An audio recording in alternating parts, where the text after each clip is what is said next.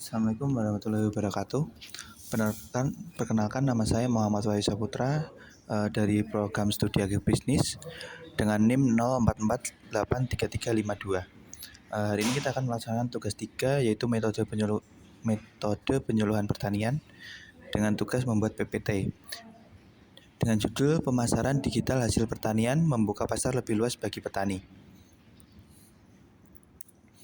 Untuk tujuan, sasaran dan permasalahan. Untuk tujuan pertama, meningkatkan pemahaman petani pelaku agribisnis tentang pemasaran digital.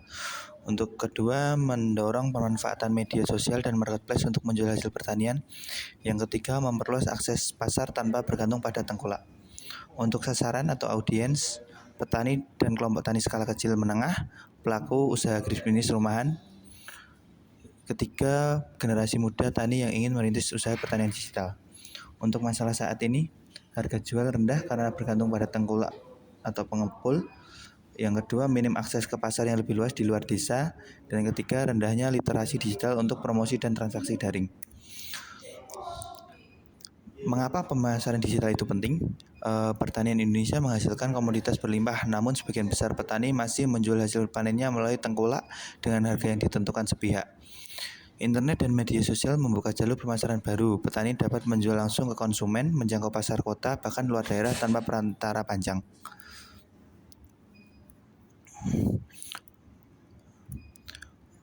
Apa itu pemasaran digital pertanian? Pemasaran digital pertanian adalah proses mempromosikan dan menjual produk pertanian melalui media berbasis internet, media sosial, marketplace, situs web, hingga grup percakapan daring untuk menjangkau pembeli secara lebih luas dan langsung.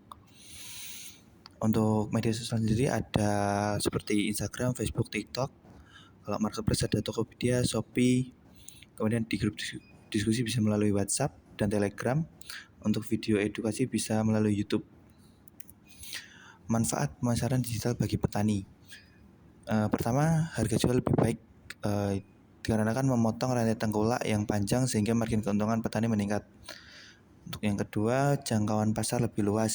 Produk dapat dijual ke kota lain atau bahkan keluar provinsi tanpa batasan geografis. Untuk ketiga, hubungan langsung dengan pembeli. Membangun pelanggan tetap melalui interaksi dan kepercayaan yang terbangun secara langsung. Yang keempat, membangun merek pribadi atau kelompok. Produk memiliki identitas dan nilai jual lebih seperti branding dibandingkan produk tanpa nama. Memilih platform yang tepat seperti mungkin Instagram, foto produk menarik, story harian, terus proses panen. Untuk di Facebook bisa di grup jual beli lokal, menjangkau komunitas tani dan ibu rumah tangga. Untuk di YouTube ada video edukasi, testimoni, dokumentasi panen jangka panjang. Untuk di marketplace ada bisa melalui transaksi resmi, sistem pembayaran, pengiriman terintegrasi. Untuk di WhatsApp, layanan pelanggan lebih cepat, broadcast promo ke pelanggan tetap. Untuk komunikasi juga lebih cepat di WhatsApp. Langkah untuk memulai pemasaran digital. Yang pertama, siapkan produk dan cerita. Pilih hasil panen unggulan, tentukan keunikan sebagai nilai jual seperti organik, lokal, atau segar. Untuk yang kedua, buat konten visual menarik. Ambil foto video dengan cahaya alami, tampilkan proses panen dan kesegaran produk. Jadi seperti bikin video waktu panen seperti itu. Untuk ketiga, pilih dan daftarkan akun. Kita akan membuat akun media sosial dan marketplace khusus untuk usaha. Untuk yang keempat, promosikan secara konsisten. Jadi kita harus mengunggah konten secara rutin, menggunakan terus diberi hashtag kayak apa gitu, kayak petani atau apa, petani milenial seperti itu. Dan ajak interaksi kayak komentar, repost itu membantu. Terus atur pengiriman dan pembayaran. Itu jadi kita bisa memastikan kemasan secara aman, terus opsinya bisa COD, transfer, dan kerjasama dengan ekspedisi. Yang keenam, evaluasi dan tingkatkan. Pantau respon pembeli, perbaiki kualitas foto, layanan berdasarkan masukan pelanggan. Tips membuat konten visual yang menjual. Pertama, gunakan cahaya alami seperti di pagi hari atau sore hari dan hindari cahaya lampu kuning langsung. Yang kedua, tampilkan produk dari dekat, tekstur, warna segar, apalagi sayuran ya. Yang ketiga, sertakan wajah dan suara narator untuk membangun kepercayaan seperti yang ngomong ya, misalnya saya sebagai mahasiswa seperti itu. Untuk yang keempat, buatlah keterangan atau caption seperti keunggulannya, harganya, cara pemesanannya. Terus strategi harga dan kemasan produk. Untuk kemasan higienis dan praktis, gunakan kemasan bersih, berlabel jelas, berat, tanggal panen untuk membangun kesan profesional. Penetapan harga wajar. Untuk penetapan harga itu dihitung dulu biaya produksinya dan margin wajarnya dibandingkan dengan harga pasar agar tetap kompetitif. Jadi jangan terlalu rendah dan terlalu tinggi ya. Untuk skala bertahap, mulai dari kapasitas kecil yang terlalu baik, mulai dari yang kecil-kecilan dulu. Untuk membangun kepercayaan pelanggan daring, respon cepat, ramah, balas pertanyaan pembeli dalam hitungan jam. Jadi cepat, jadi kayak kita ada admin gitu. Terus testimoni pelanggan, jadi kayak minta ulasannya sebagai bukti kepuasan dan kualitas.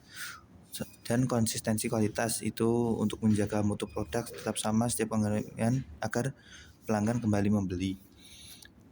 Dan komunitas pelanggan tetap, jadi untuk membangun grup WhatsApp pelanggan untuk info panen baru, promo berkala seperti itu.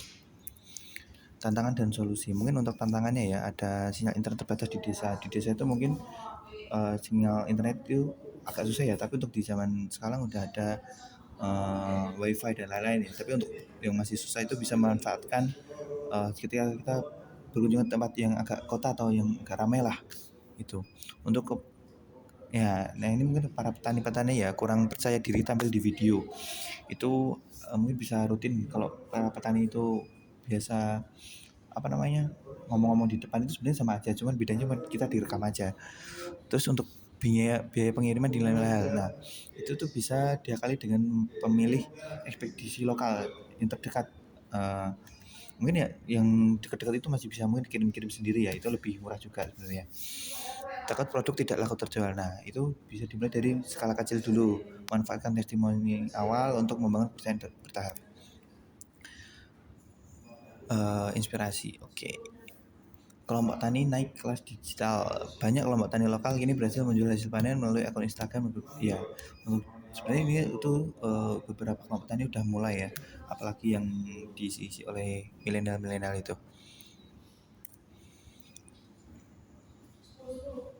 Untuk rangkuman materi penyuluhan, pemasaran digital tentunya membuka jalur baru bagi petani untuk menjual hasil panen langsung ke konsumen. Terus kedua, memotong rantai tengkulak yang panjang dapat meningkatkan keuntungan penting secara signifikan. Konten visual yang jujur dan konsisten adalah kunci menarik kepercayaan pembeli daring. Membangun hubungan dan komunitas pelanggan tetap menjamin keberlanjutan usaha jangka panjang. Mari mulai memasarkan hasil panen secara digital. Mungkin sekian saja. Terima kasih.